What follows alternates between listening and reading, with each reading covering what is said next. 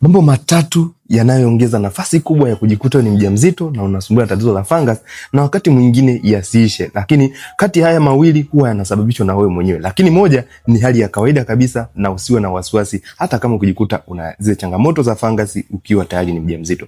Hali ya kwanza ni pale ambapo unapokuwa unatumia antibiotics bila maelekezo maalum, au tunaweza kusema kutumia antibiotics kiholela. Huwa itajikuta unapata changamoto ya fungus ili hali ni mjamzito. Kwa hiyo ili kuweza kudili na hii changamoto moja kwa moja ni kufuatilia vizuri basi ni